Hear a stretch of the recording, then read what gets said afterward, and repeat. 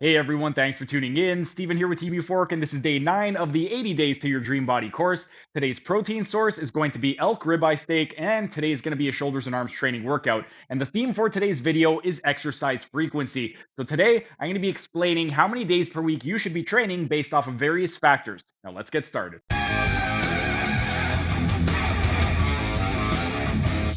And while we're resting, let's talk about training splits and training frequency. Depending on the type of training split that you're performing, that's going to also dictate the type of frequency that you're going to perform.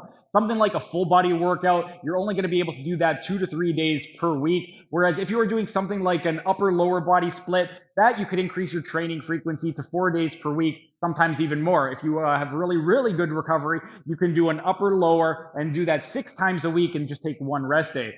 There's also something like a push-pull leg split. With regard to push-pull legs, this is something that you can do 5 to 6 times per week, depending on what your recovery looks like and depending on how many rest days you incorporate. You could do a push-pull legs, and then rest at the end, or you could do a 4-day split where you're doing a push-pull legs and then a rest at the end of each 4-day training cycle. Training splits, these are going to allow you to recover a lot more as opposed to just doing something like a full body routine. So if you're doing a training split, let's say you do the way that we're doing it right now. You got back on day 1, chest on day 2, legs and abs on day 3, and then shoulders and arms on day 4. If you hit back on day 1 and it's really sore, you could still train on day 2 because it's chest. So your back is not going to be affecting your chest workout. Also, splitting up the muscle groups, this is going to reduce any type of strain on any one particular group. Some specific training splits that would align with some individual goals. If you are focusing more on something like hypertrophy, then you could do a nice body part training split.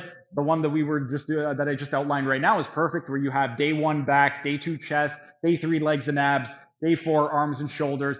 Each split should be designed with the objective of the goal of the individual in mind.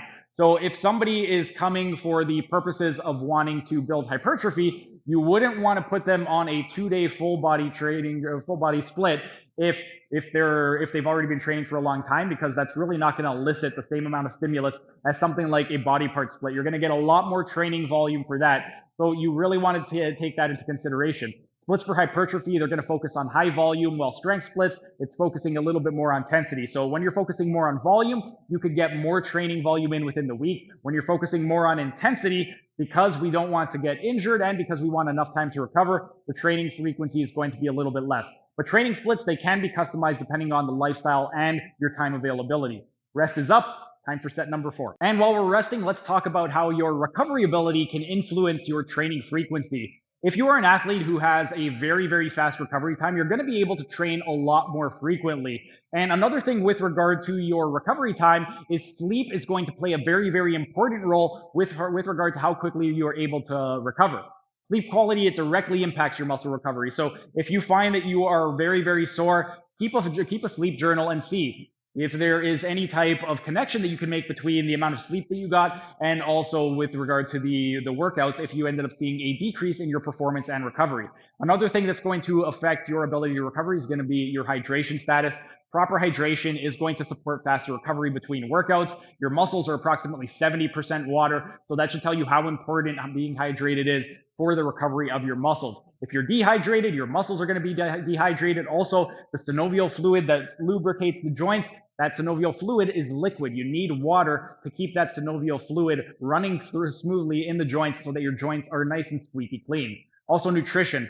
Specifically, protein intake. That's going to be very important for muscle repair. If you are not getting an adequate amount of protein is the building blocks for your muscles, so you're not going to end up giving your muscles the raw material it needs in order to get stronger and repair itself. Also, you want to take a look at your stress management, because if you have proper stress management in place, that is also going to enhance your ability to recover. Whereas if you are chronically stressed, there are a lot of issues that are going to arise. So you want to make sure that you're implementing proper stress management techniques like diaphragmatic breathing, making sure you're getting enough sleep, making sure that you are resting enough. All of these are going to be very important.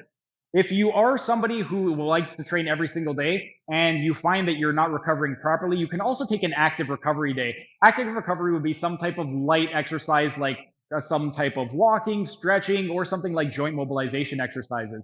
If you are overtraining, that's going to harm your recovery and it's going to increase the chance of injury. So if you do find that you're not recovering properly, incorporate an active recovery day. You could even try something like going for a massage. It doesn't have to be something that you are actively doing. It could be some type of modality that's being done to you.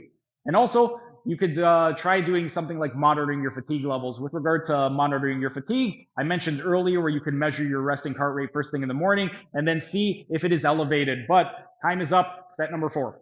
And while we're resting, we can't talk about training frequency without talking about nutrition and lifestyle. With regard to nutrition, you're going to need an adequate protein intake because protein, that is the building blocks for your muscles. You need essential amino acids, and it's going to be essential for your muscle repair and growth. If you are not getting enough protein, you are definitely not going to be able to recover properly, and it's going to hinder your progress moving forward. So make sure you're getting enough protein. As a general rule, 1 gram per pound of body weight, nice and simple.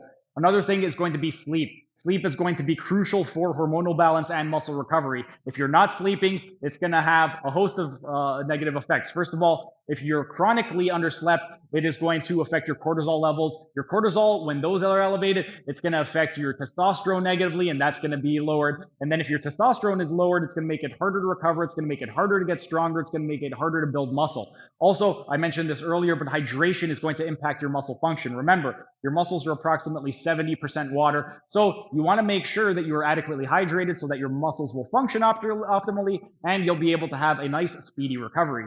Poor lifestyle habits will also play a factor. If you are chronically stressed, if you are lacking sleep, all of those are going to hinder your recovery. So make sure that all of those are properly performed. You want to make sure you've got a good sleep routine going. I've got a video coming out tomorrow that is going to be on creating a pre-bed ritual that will allow you to get sleep better. So if sleep is an issue, definitely check that video out tomorrow. A few things that you can do with regard to sleep. 1, write a grateful log before bed. If you are somebody who is very, very anxious or you are very in a negative headspace, this is going to put you in a more positive headspace. It's going to put you into a more parasympathetic mood that is going to be able to relax you a little bit more. Some supplements that you could do with regard to sleep. Ashwagandha is a great one. GABA is another really good one.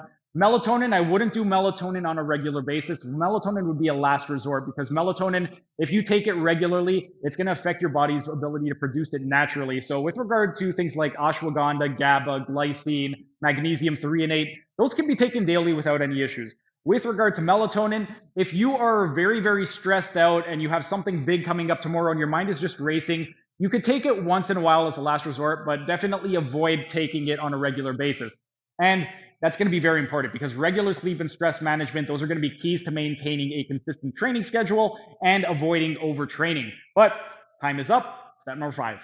Thanks for sticking around until the end of the video. Be sure to like, share, and leave a comment as it'll help the algorithm. And if you enjoyed the content, show your support by subscribing to the channel by clicking on the icon in the bottom right corner. And if you really want to show your support, then consider becoming a member by clicking on the icon in the bottom left corner.